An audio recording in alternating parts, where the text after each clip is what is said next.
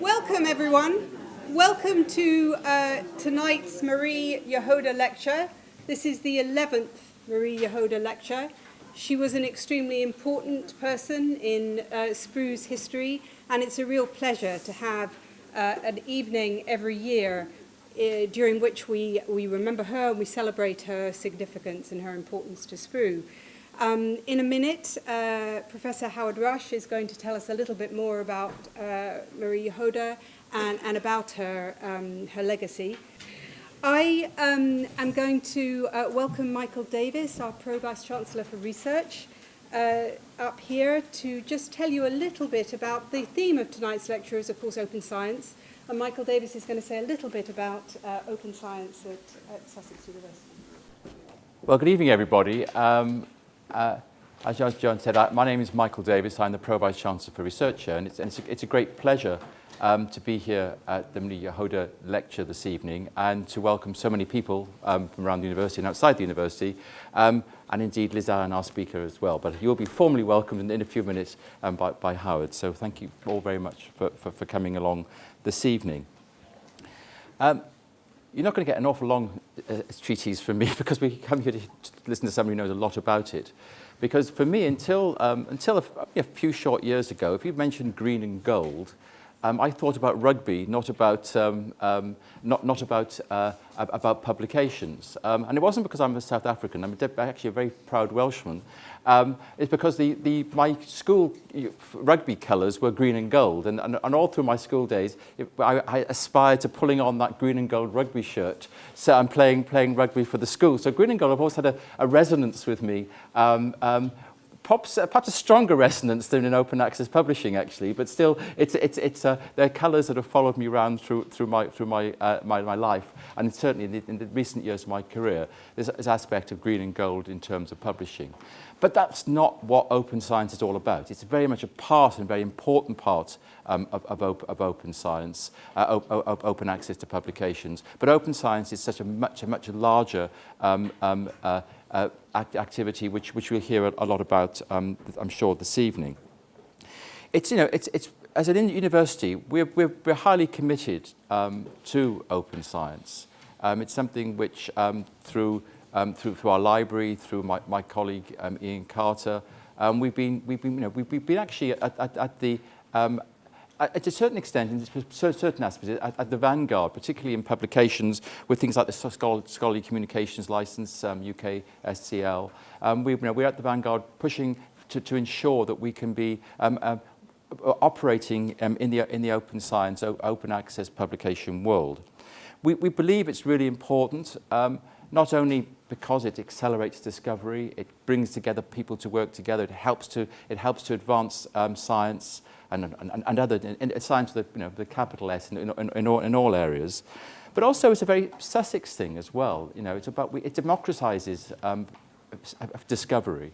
It actually allows us to share quickly and equally our discoveries, and indeed we can then gather other people's discoveries, and we can build together to create much more than we could by hiding away with our data and hiding our way with our publications. It's an exciting way forward for science and discovery, and it's really, I find it really compelling as an idea. So, as a university, we've embraced this whole concept. We have our own repository in Sussex Research Online. We've recently taken on board Figshare to put stuff into, and in fact, I'm very proud because I had my first Figshare tutorial yesterday. So now I can use it. Now I've got to actually use it. But great to have that facility, so I can actually publish my. It's going to be a lot of historical work as a PVC. I don't do that much new research these days, but really get things out there as well. So I'm excited to get my hands on it, so I can work. I can look my colleagues in the eye and say to them, "Well, what are you doing? I got my stuff up there as well." So with the SCL work we're doing with Figshare, through our work with Sussex Research Online, we are doing lots of bits towards getting that to putting the processes in place, if you like, so that we can practice the open science that we preach.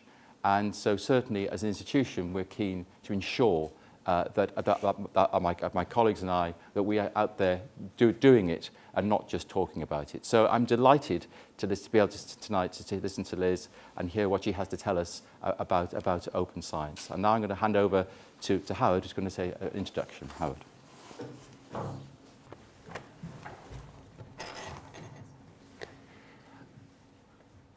I'd like to start by thanking Johan, Director of SPRU, for the opportunity to introduce Liz tonight. When Johan and I were talking about the Marie Jahoda Lecture, we thought that now that we're into our 11th year, that it might actually be time to refresh people's memories as to why we actually have a Marie Jahoda Lecture. And I guess that I'm one of the appropriate people to do that, because back in 1972, I actually came to Sussex as a postgraduate in order to study with Marie. Then in 1974, at her encouragement, I joined the Science Policy Research Unit, where she had a joint appointment between psychology and SPRU to work with her at SPRU. And I like to think that until her death in 2001 at the age of 94, that we were good friends as well. So it's really a pleasure for me to be standing here and spending a few minutes before introducing Liz to talk a bit about Marie. Marie, or Mitzi, as she was known to her family and friends, was first and foremost an outstanding social psychologist. In a long and eventful life as a researcher, writer, and lecturer, she inspired generations of students and colleagues with her humanistic principles and ideals, her kindliness, and her devotion to scientific methods in social research. Throughout her career, she focused on problem-oriented research, leaving the laboratory to study social issues, including, and the list that I'm going to give you, I think you'll agree, are all relevant still today: racial discrimination, anti-Semitism, the mental impacts of poverty, crime and pornography, social class inequalities, and nationalism. Now, thinking back upon her long life, one might categorize them into three distinct segments: her childhood and youth in Austria, her immigration, wartime experiences, and academic career in Britain and in the United States, and finally, an active period of nominal retirement with SPRU at the University of Sussex. As a young woman, she was actively engaged in the Austrian Social Democratic Party in what then was known as Red Vienna. And throughout her life, she remained loyal to the social democratic tradition. In the hotbed of intellectualism in Vienna at that time, and there were people like Wittgenstein, Popper, Schumpeter, and others like Mahler and Klimt. Probably the most influential of these people in her life at the time was actually Freud. But Marie was a close friend of Anna Freud and was often to be found in the Freud family home. Now, but given that, as a PhD researcher in her 20s, she showed the independence of mind and freedom from dogmatism that were to characterize all of her later activities. Her first big project, known as the Marienthal study, conducted with Paul Lazarsfeld and Hans Zeisel, all three of them now in the Parthenon of scholars. They must have had some fabulous discussions, all in their early 20s.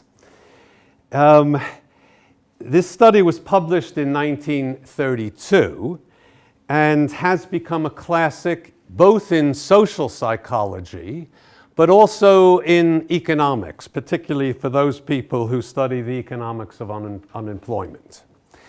Marienthal was an industrial district about an hour's traveling from Vienna, and it was afflicted by prolonged period of mass unemployment in the late 1920s and early 1930s. It was a mill town, and the mill had shut down.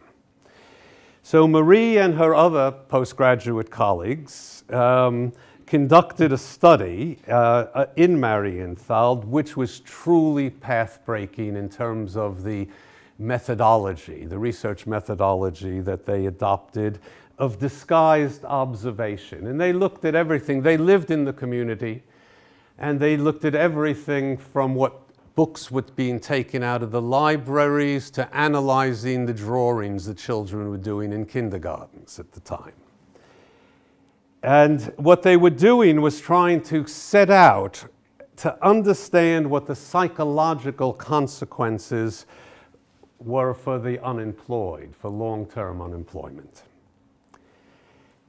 In this and other research that she conducted at the time, Marie showed that the experience of regular work was a fundamental human need, not just for economic reasons, but also for getting a personal sense of identity, for social contacts, and for the structuring of time. However, Marie was no armchair philosopher. As a staunch anti-fascist, she came into collision with the repressive Austrian government of the day and was imprisoned between 1936 and 1937.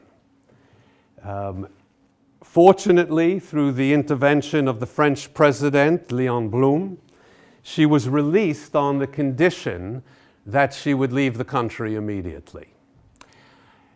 I'm pleased to say that when I had the opportunity to speak with Marie about her experiences in prison at the time, she confirmed that she was not physically tortured during the period that she was in prison, unless you consider being woken up in the middle of the night to be interrogated by two of the jailers there, who believed that the work and research she was doing at the time was subversive.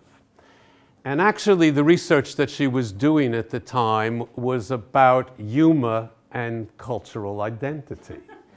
And so they would spend hours in the middle of the night going through the jokes and in peals of laughter. So it was quite an unusual experience, I think, for all three of them involved in those discussions. But Marie had to leave the country, and at some considerable personal cost. She had a young daughter who stayed with her first husband, who then left before the Second World War for the United States.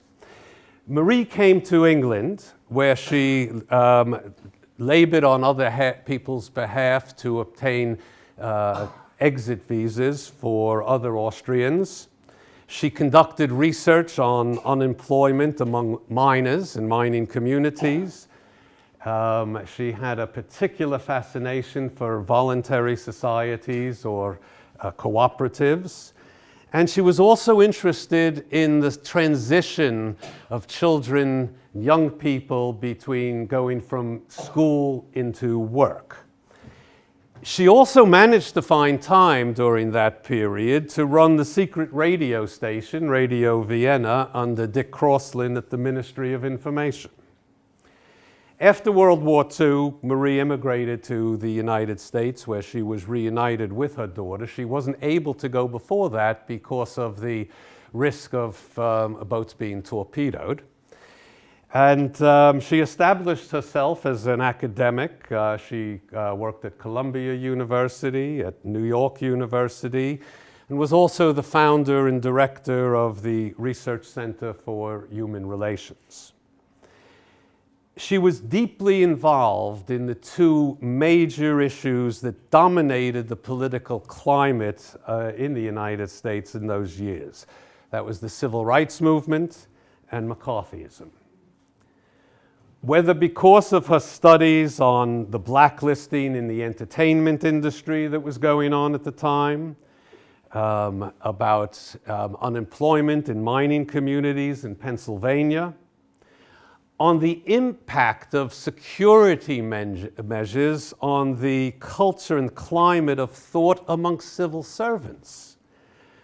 Or perhaps whether it was that she was an active member in the American Civil Liberties Union, but for whatever combination of those reasons, she did not endear herself to J. Edgar Hoover, who regularly had her followed and investigated by the G-men in the FBI. She returned to Britain in 1958, teaching at the LSE, at Nuffield College in Oxford, at the Maudsley Hospital, before she became the head of social psychology at Brunel University, where she introduced a truly unique sandwich degree. I think it's the first sandwich degree that I've been able to find in this country, in which students, her psychology students, spend time in schools, in prisons, in hospitals, in police stations, and in industry, trying to relate their academic study to problems in the real world. Marie joined Sussex in 1965, just as, of course, as it was trying to establish itself as a beacon for interdisciplinary research and teaching. First, as the head of social psychology here at Sussex, where I had the good fortune to work with her, and later, as mentioned, after her official retirement at SPRU, where she conducted several really major research projects over the following years, including working with Chris Freeman on leading the ESRC-funded project on technological forecasting, which was a response to the Malthusian forecasts produced by the Club of Rome at the time. She continued working and writing books on the social impact of, the social psychological impact of unemployment, and also continued her interest in Freud in terms of trying to look at what influence Freud had had on social psychology over the years. I can remember actually sitting in on a lecture series that were held in the Arts A lecture theatre. Is that Arts A still there? Okay. Of which she gave a series, I think it was a dozen lectures on Freud, of which she had gone back to the original German to read every word that he had ever written. And I've never experienced a set of academic lectures like that. Fortunately, it was before health and safety got too involved in our lives, because there was not a room, all of the aisles were just packed. You couldn't get in. And at the end of the series, something which I haven't experienced yet, but I witnessed the entire audience raised to their feet for a standing ovation for Marie. She was a member of the then Social Science Research Council, also of the newly formed Commission for Racial Equality, and she received a CBE for her contributions to public service. In addition to all of that, hands down, she made the best souffle that I've ever had in my life. Now, I have no personal knowledge of the quality of the souffle that Liz Allen produces, but I do know that Liz is an accomplished social scientist. By training, she started out as a geographer before doing a PhD at Queen Mary College at the University of London, focusing on inequalities in health. Presently, she's the director of the strategic initiatives at F1000, an innovative open access publishing platform, which publishes 3,000 articles each day, according to their website. You look skeptical as well. Liz is involved in shaping new initiatives and partnerships to promote and foster open research.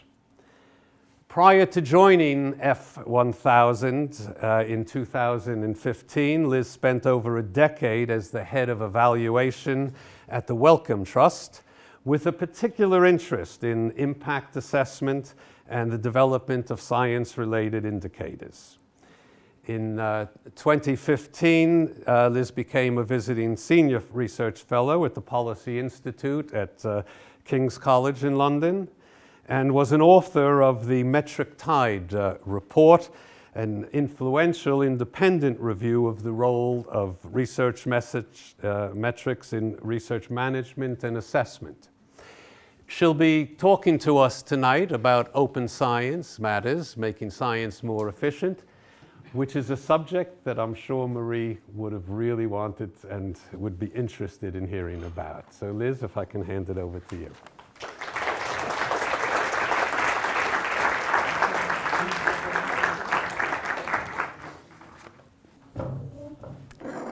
Thanks, Howie, and yeah, that's an amazing kind of story of Marie Jahoda. And I didn't know much about her before I was accepted to speak here, so I did some research, and I did think it was amazing that she still has such a massive legacy. And I did actually think that some of the forecasting work that she did in her latter years, I thought this topic would actually be of huge interest to her. So hopefully, wherever she is, she might be listening in. So thank you very much for inviting me.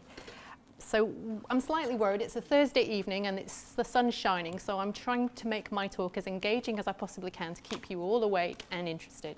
And I'm hoping that you can store up some questions so we can have a bit of a discussion at the end. So thank you very much. I'm going to take you through basically a bit of a romp through what I've been thinking about and what I've been working on in the last few years, both from a sort of science policy perspective and also from a research evaluation and a publishing perspective. So open science basically covers everything, and it's expanding massively, so I'm only going to touch certain pieces tonight. So hopefully it will give you things to think about, and there might be some interest in following up on anything.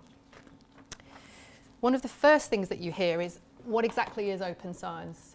So this is what I'm going to cover tonight. I'm just going to basically talk through what open science is. I'm going to put it in context of why it's kind of become such a big thing now, because with the changing context of science and the scientific landscape, there's lots of things going on, particularly inspired and pushed by technology changes that is affecting the way we work as scientists.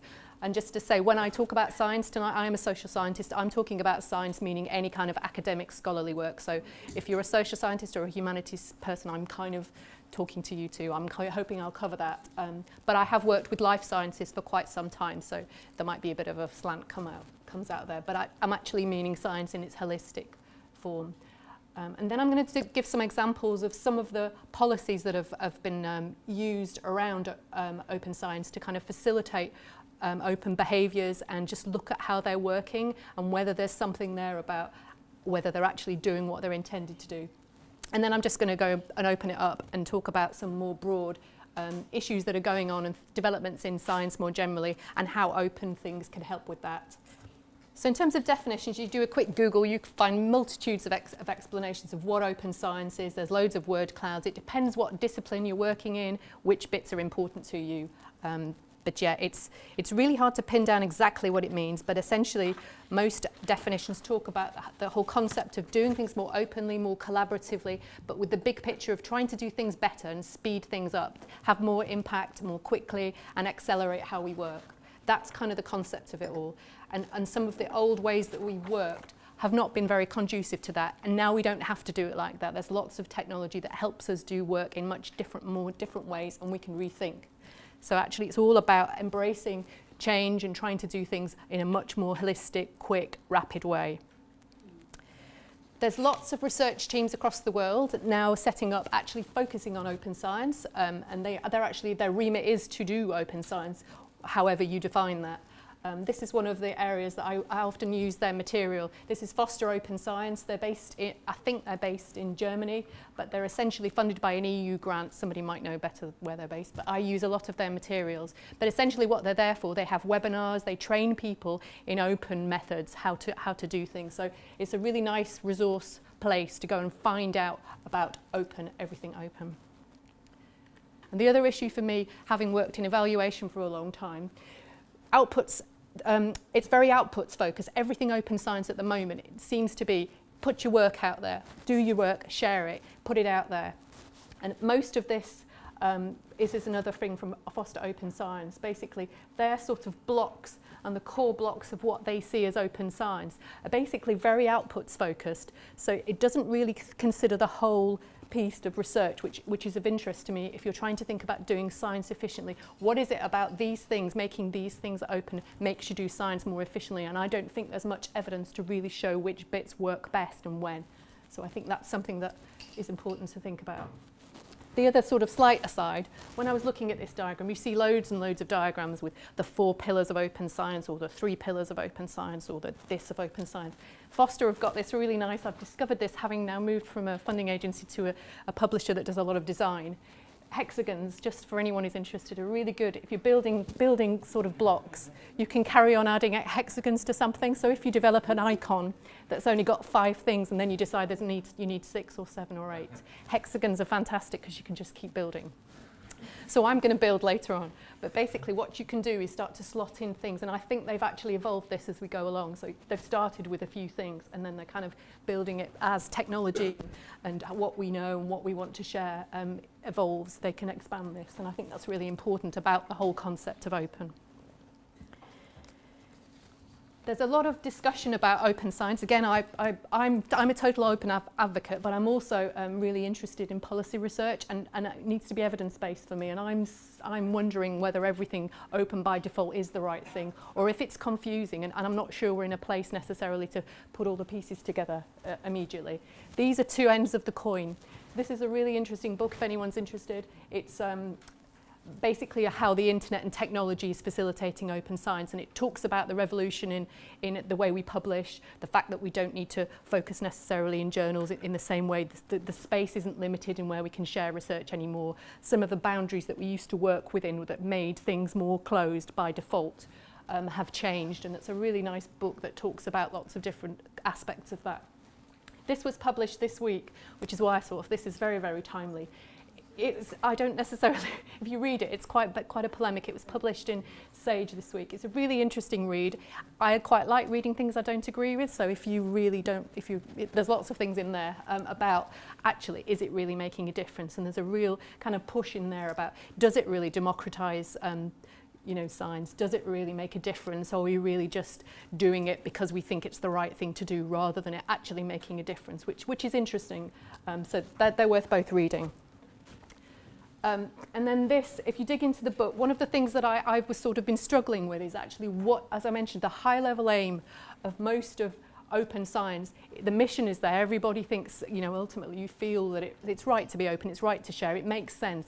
But actually, does it make sense to share everything? Does it make sense to share it always? Do different disciplines, could they work differently? Could different collaborations work differently? And I wonder whether we've slightly just gone to the default rather than thinking about where to spend our resources and time, which areas kind of make sense. And I think there needs to be a lot more work on that, which, again, a place like SPRU, I imagine, would be interested in that kind of thing.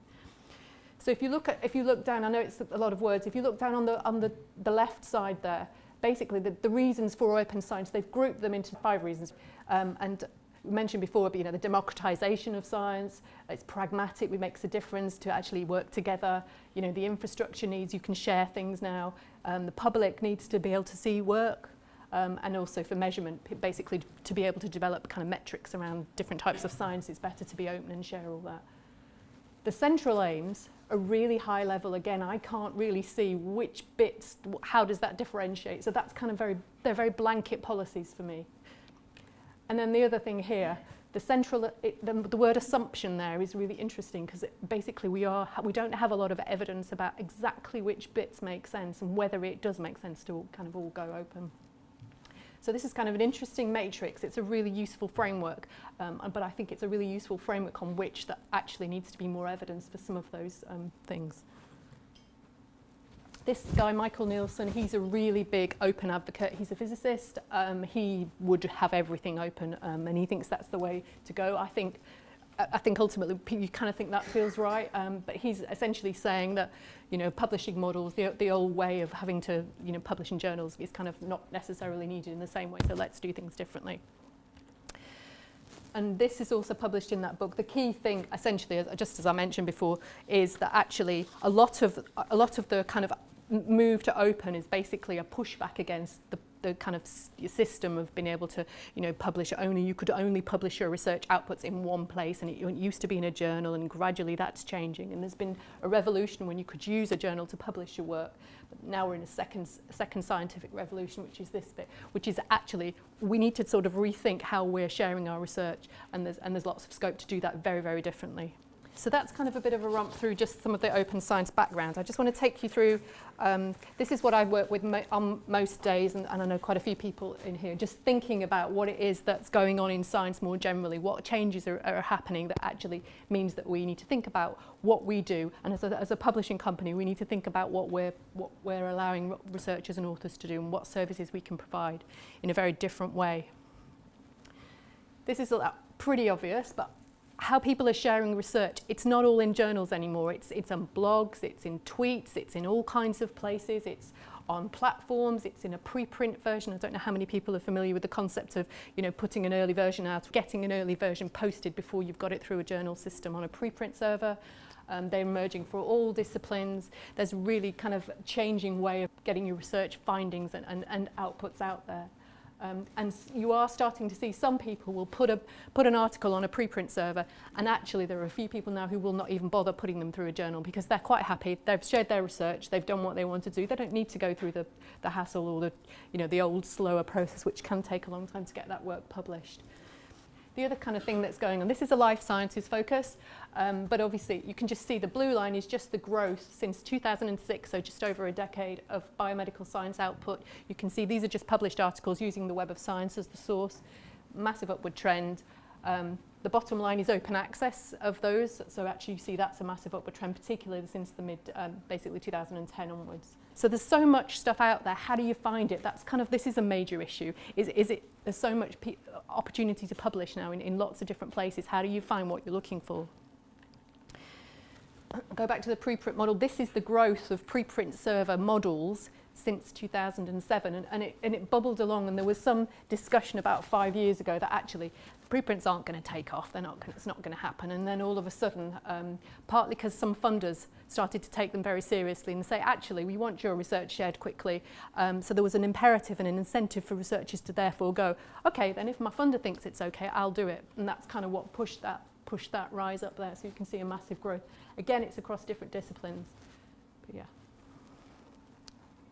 And the key thing here is that a preprint model is that you do it quickly. You're not waiting. It's up to you when you publish. You can just have it up there within a couple of days.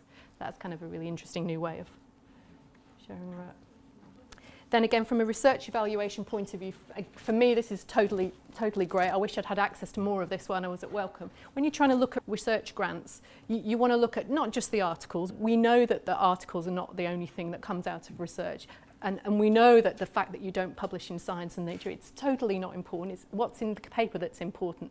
But traditionally, all funding agencies, all tenure panels, all they had to really look at was the output that a researcher was judged on. But that's changing rapidly. There are so many different types of outputs now that have their own digital object identifier that can be considered in their own right. And the more we build an infrastructure to do that, the more we'll be able to look at those in a holistic way. Then we're not just looking at the proxy of an article name in a tenure panel. So the future's really open there. We need to just make sure that research outputs don't necessarily, the focus is not just into, has to be in a crafted article in this traditional way. That doesn't have to be the case anymore. And so you can start to look at data, resources, software. You're seeing it across the social sciences as well now. People are sharing qualitative data sets, interviews, things like that, videos, art pieces, all kinds of things have their own digital object identifier. You can start to get usage metrics and interest metrics on those in their own right. It doesn't have to be in an article.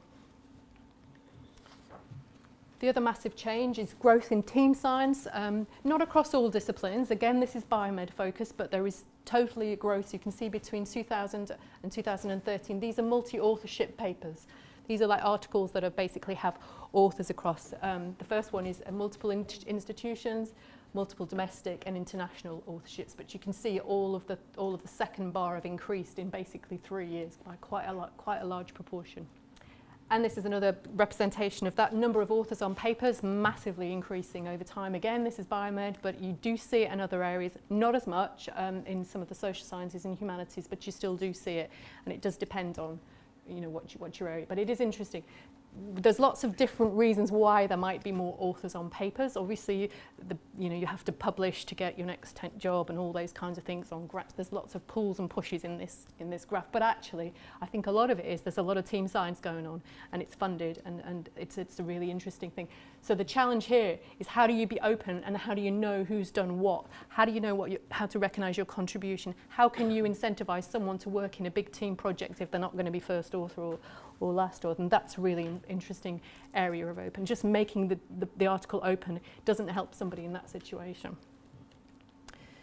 This is another big issue, particularly noted in sort of clinical sciences, reproducibility. Again, the advent of the internet and the fact that people are testing people's methods and saying, actually, what you published 10 years ago didn't work for me. It's been really traditionally very hard to publish negative and null research and work that just is confirmatory, perhaps. It's really difficult unless you come up with something really stellar and positive. There's been a real positive bias historically about what journals are interested in publishing. And that's not the only reason, but there's been a big cause of problems with reproducibility, because actually, it is actually the negative null stuff that you need to publish that as well. We need to have proper systematic reviews of everything, and Paul Glasziou and Ian Chalmers is big kind of, you might know the names, he's really big in this field, basically pushing for changes in policy and making sure that people have to share their research findings. From a funder point of view, obviously if work is not published, and even if it was negative and null, it's still totally important. We shouldn't be in a culture where you can't publish stuff that's either not exciting or didn't prove what you wanted to prove, or maybe proved what somebody else has already found. It's still really important to make sure that that is part of the research corpus. But at the moment we're kind of cherry picking what we publish traditionally. That is also changing. Incentives and awards, I guess speaking in a university, this is a major issue for most researchers. Some of the things that I just talked about is basically here people pimping up their work, basically trying to make the best out of something, to make sure they can try to get it in the outlet, the publishing outlet that has the best reputation, but it shouldn't denigrate the rest of the content. If you get a paper published in Nature or Science, fantastic, but it doesn't mean that anything else is not important, and that's what we have to move away from. And Richard Smith is former editor of the BMJ. He's very, very vocal in this area, basically saying that we need to sort of tear this all up. It's a major problem for researchers that they're assessed where people have published, and it shouldn't be about that. It should be about your contributions and what you've done. And if you have published somewhere, great, fantastic, but it's actually more holistic than that, and we need to be better at looking at that. This is something else that I think is really important. Funding. We don't talk about this an awful lot. Again, going back to, there is a real emphasis on research outputs, and we analyse with bibliometrics and qualitative indicators, and we analyse outputs to death. Totally important, but what we don't consider is actually, have we already screened out a lot of research that would have been absolutely fantastic because we didn't fund it in the first place? We don't really look at metrics around what was funded, how the funding decision worked, some of the process side of it. Do the fact that we fund short-term grants in a lot of cases, is that problematic? Is that causing people not to share things that isn't very exciting because they don't think they'll get funded again, and there's all kinds of issues and feedbacks in the system. And the focus on research outputs and making those open doesn't really cover any of this stuff, and this stuff is actually possibly as important or more important in what we even get published at all. So I won't go through that process, but some of the issues around inefficiencies in research funding are kind of really important and are missed off because there isn't much data, and data are not open on what's published and funded, and for the reasons why. So this is kind of, I just picked this out because I quite like that headline. Again, this was fairly recently, Sometimes, when something's really exciting, that's brilliant, but if that's the focus rather than you should be being more open and holistic about everything you publish.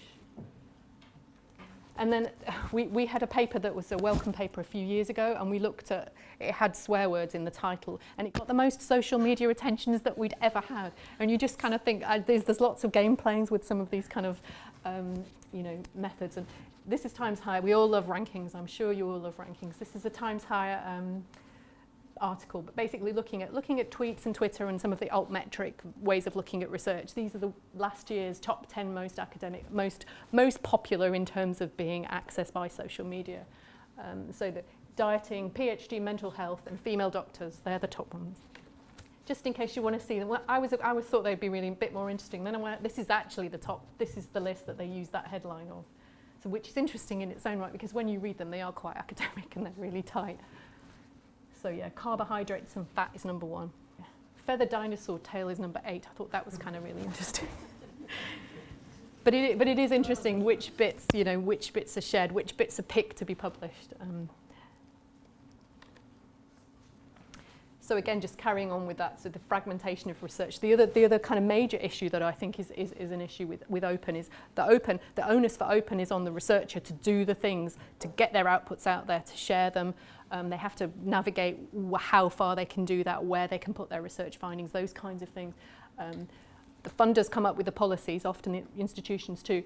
Often the publishers and the researchers are having to implement these policies and find ways to navigate them. And for all the issues with publisher profits and hybrid models and the gold and the green and all those kind of things, there still is an element of the publishers have to twist their system to fit a policy. And to me that doesn't seem quite right. Surely it should be discussed together, even if the publisher has to pay for it because they've been making massive profits for years. There still seems to be, if it's my policy, it can only be implemented successfully if I have the buy-in and the kind of wherewithal and contributions from others as well. So it's kind of a bit more, I think the whole piece of research and outputs and kind of open needs to be shared more. Publishing peer reviews also got lots of issues. Open peer review is another thing that's coming up. F1000 does open peer review. Other journals are doing open peer review of various degrees. Is it the better way to do peer review?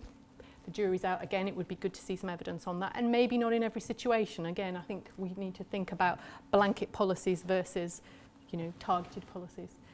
This was a report by Digital Science, which again, if anyone's interested in publishing peer review, it's a really nice report that kind of summarises some of the issues. And then something that I know Steve Wooding in the audience was at RAND, and he's done and he's now at Cambridge doing some really interesting work around grant peer review and some of the processes around funding. And there's a lot of work being done at the NIH particularly, and Steve's done some work with other funding agencies looking at actually peer review is really great at maybe screening out grants that might not go anywhere. That's also a debating point, but that's what we're finding. But actually, once you've agreed that it's okay, it's fundable, peer review is not needed for the rest. Maybe there's not much difference in the productivity in terms of published outputs, so that is quite limited. But that will change but that's the only thing we can look at.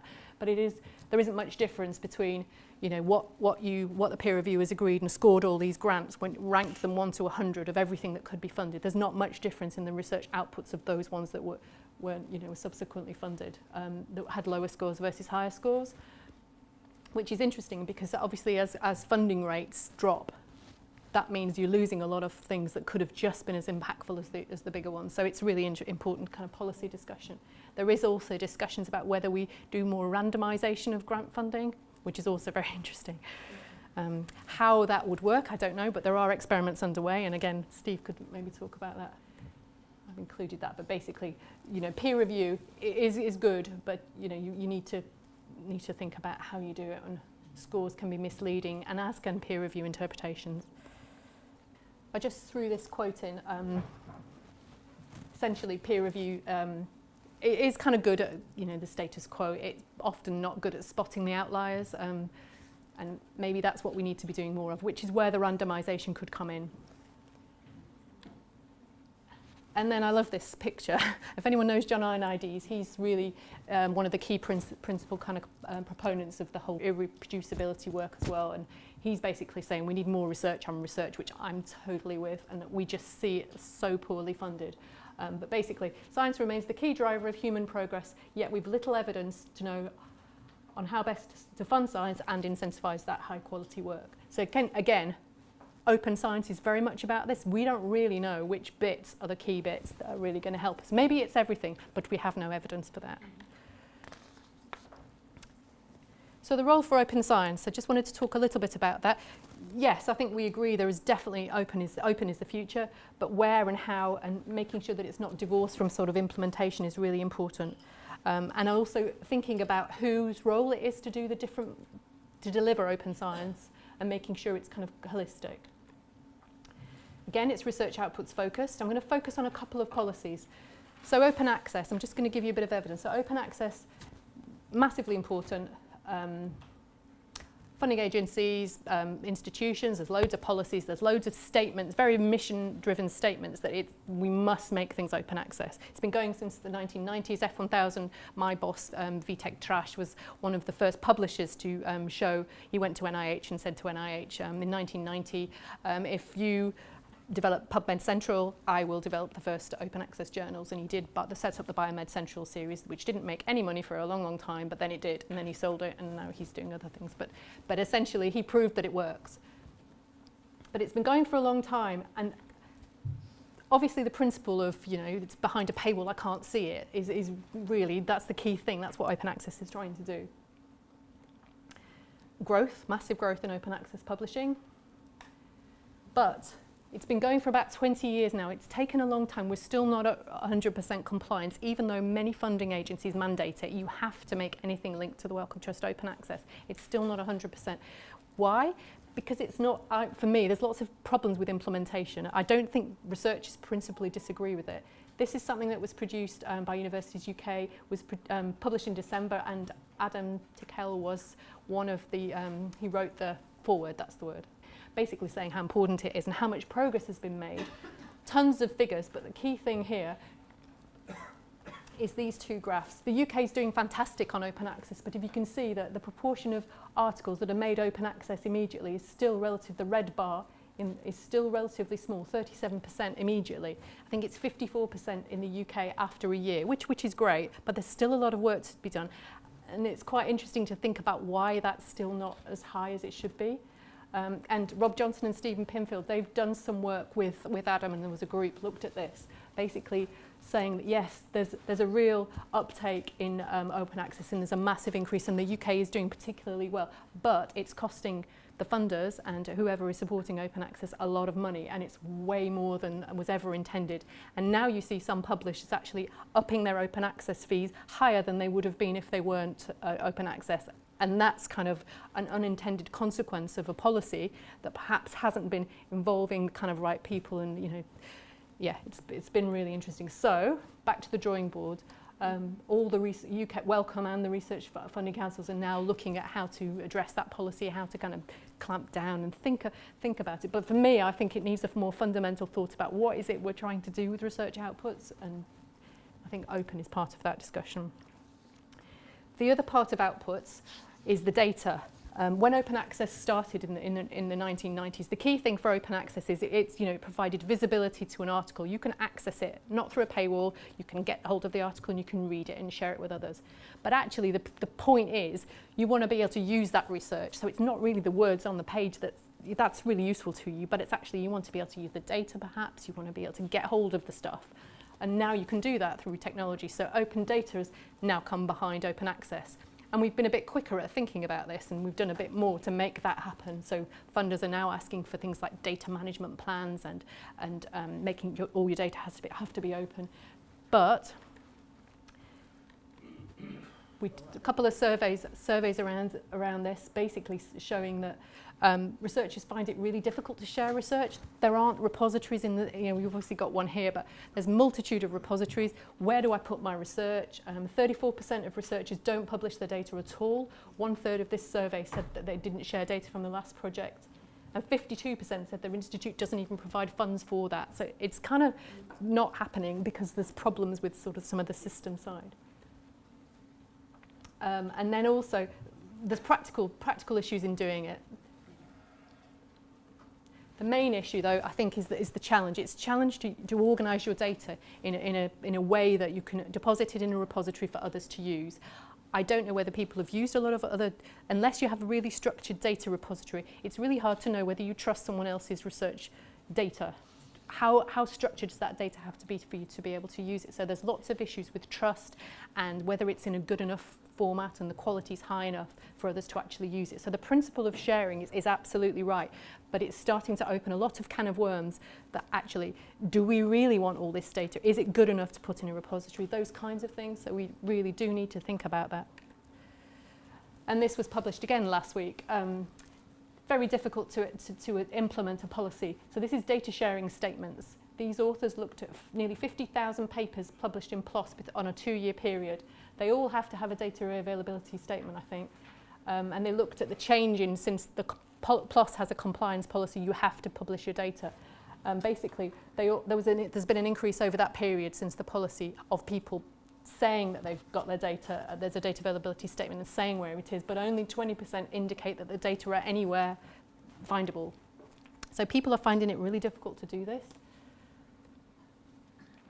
So what's been happening is lots of repositories get built, and this is the latest, I mean, this is amazing, the European Open Science Cloud project. This is aiming to resolve some of that, so lots of work can reside in a big data set that everybody can use. That's the concept. But the problem is there's lots of data already being made available, and it needs to have been thought about together, and linking repositories after the fact is difficult because you don't have the right metadata. It makes all that stuff unusable, so it's a really interesting kind of thought about when you do this. The other one is citizen science. I'm going to quickly run through this. This is an area that I thought Marie would be really interested in, is how to encourage participation. And there's loads of ways that researchers, public engagement, but also citizen science, where researchers can actually, the public and citizens can actually contribute to research projects. So there's loads of examples of this going on. Again, this paper, which is a bit of a polemic, he doesn't like citizen science. And basically he says, which is kind of interesting, after all, is the average citizen really so desperate to read and selectively disseminate the latest research reports? I'm not sure about that, if I'm honest. That's kind of my view. I think the key thing, though, is you need to make it available to people. And actually, I think if you were thinking about open, perhaps this is not, maybe shouldn't be the priority for certain areas. Don't know. But yeah, it's interesting to think about that. So just to summarise that area, open science policy and implementation, I think we need to be very, very careful about how we focus. What problem are we trying to solve with making everything open? Which of those hexagons are the ones that we should be focusing on? Should we do them all? Should we do them differently? Which ones should we add? That's really important. The key thing to think about is what is then, when you've decided which ones you want to solve and how you'll do that, which bits do you really focus on? And then I think the other key thing is actually, and who can make this happen? I think policies sometimes that don't involve the people who are going to have to implement it or make it happen have not been involved as much as they should be. It's kind of done to people and they have to follow a mandate. And it's tricky, and the burden traditionally has been on the researcher to do this. So go back to the central aim. So just in the last sort of 5 minutes, I just want to talk about I'm aware that I'm going through a lot of stuff here, and I have a bit of a reputation for just going wild with lots of stuff. So hopefully there'll be lots of questions and lots to think about. But just in terms of some of the things that are going on that might actually tackle some of those inefficiencies a little bit better. And they're already going on. So most of these are open and they do involve open, but I'm kind of the view that actually perhaps we do more targeted policy than blanket policy around open. So some of these things might be of interest. So rising in author numbers. One of the things that's been going on over the years is, you get guest authorship. People get to be authors on papers when they didn't really do an awful lot. I always show this slide. It's quite a few years old, but it's really kind of interesting, and it's pretty accurate. It's not my slide. I would love someone to update this for today, because actually there are new roles that people do now. Got the data, collected the data, and did this with it, and that kind of. But yeah. This has been a problem for a long time. We don't need to do it like this. There are increasing author numbers anyway. What's been happening is there's a taxonomy called the credit taxonomy, which stands for the CRT, contributor role taxonomy. Essentially, when you submit it to a lot of journals now, they include a structured list where you say, of those authors that you're going to put on the paper, tell me what they did. And you can obviously have multiple roles. But what it's starting to do, which I've found really interesting, and this is one of F1000's platforms with Welcome, you can display, and this is all captured in the metadata around the article, you can actually start to see things like roles like data curation, data management, software engineering, those kinds of roles you traditionally wouldn't have got to be first author. And if the data have its own DOI, you can start to get metrics around your contribution because you are the data person. That data on that paper might have the life outside of everything else associated with that. So it's really interesting for me to start to, when you see a paper like that, you see of all the authors, that one isn't actually a huge author list, but sometimes it's usually data's only done by one person, which is kind of really interesting. So you can start to at least, it doesn't solve everything, you can still fight about who did what, but actually it's kind of, at least a bit more transparency about who did what, and people can get credit for that. The other thing that's going on is actually there's tons of stuff that scientists do don't get recognised. So peer review, all the work you do around grants review, article review, this is starting to come out into the open too. So you start to get open peer review reports. There's an organisation called Publons, which is working with lots of publishers at the moment. If you decide to sign your review, it can link to your ORCID record, which how many people have heard of ORCID? Okay, most people I would say, but yeah, we've got work to do. I used to be involved in ORCID. Essentially, it's a researcher ID that you can automatically link all your research outputs to you, and then you can use it in various purposes for grant submissions or for article submissions. But what it means is the more you link your outputs to your ID through DOIs, you can start to build a profile of people. You don't have to keep entering data here, there. You can be really open about what you've done and what your contributions are. And peer review is one of those things that's been really, really hidden. So I've started to add some more bits in here. The other kind of issues is that, instead of it being output focused, let's think a little bit about the things that you do at different stages. So preprints, you could be putting those kind of things up. I mean, it's kind of implicit in that, but further down the line, protocols.io, there's an organisation in the States, not-for-profit organisation, that when you've actually been funded, you put your protocol there, you say what you're going to do before you've even done your results. People can see it, they can use it to reproduce their work, they can critique it.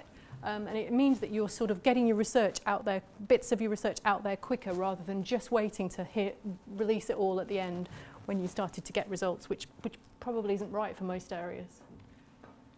There's a few organisations of Cancer Research UK are working with a couple of journals at the moment to basically, and PLOS as well, they're working with charities to basically say, okay, instead of us having peer reviewers reviewing your research outputs and different peer reviewers reviewing your grant, why don't we do it as a holistic thing? Why don't we get the peer reviewers who reviewed your grant to also have a look at it at the end and get involved in that, so they critique the method at the start and they go through it at the end and they sort of see how things go, so they critique different bits of it, and it keeps continuity. It doesn't mean you're asking different peer reviewers and they haven't got time, and so it saves burden in terms of asking different peer reviewers. So they're doing both these organisations are doing experiments looking at how to review parts of research as it goes along rather than right at the end.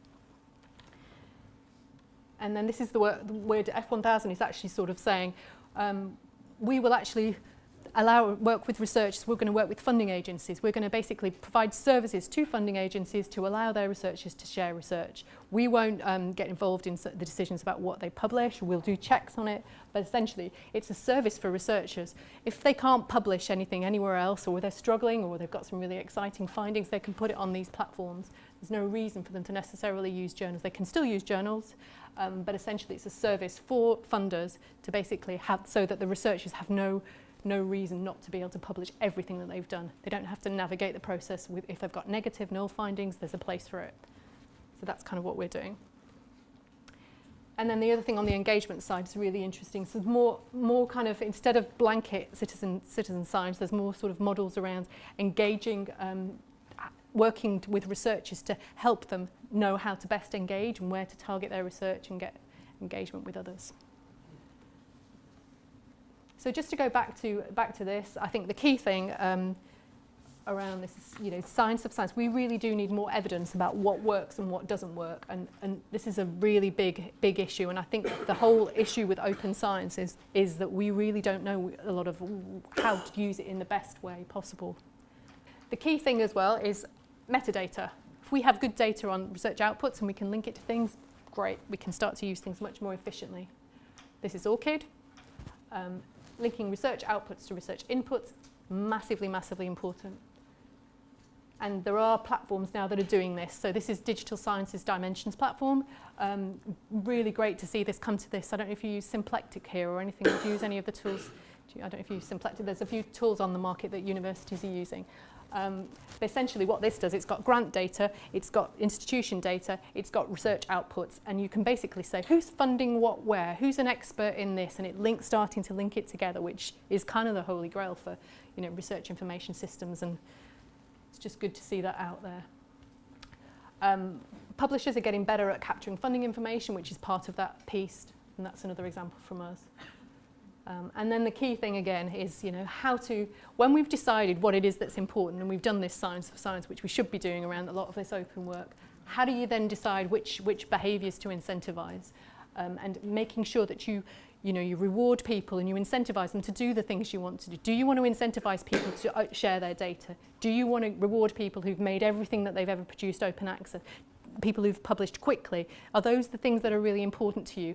Then you need to recognise them, which Dora is trying to looking at people's research outputs, not focusing on where they published, but what they've done, how important that is to the what you're looking for in terms of funding.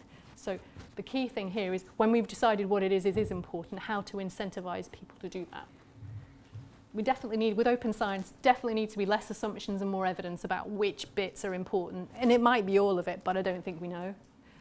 I'm a real advocate for small steps, then you make big leaps with small steps. But I think sometimes if you just go for all of it without evidence, that's a problem. And there are some problems in some of these big open policies, like open data and open science, that's now coming up.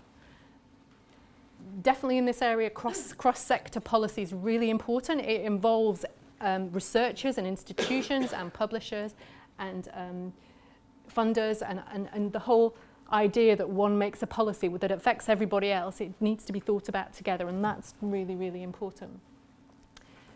Don't forget the inputs. Don't focus everything on outputs, because everything at the moment for years and years and years has been around counting outputs, and that just seems like not the right thing to do to me in terms of thinking about the whole how science works. You can't focus on outputs without thinking what decisions you made to lead to those outputs. Just kind of doesn't make sense. And then I think what we need for open science are some clear goals. What is it we're trying to do? And then you incentivise people to do those things for you. And that's kind of how I think some of the new areas are looking. How do you incentivise the things that you want to see? Thank you.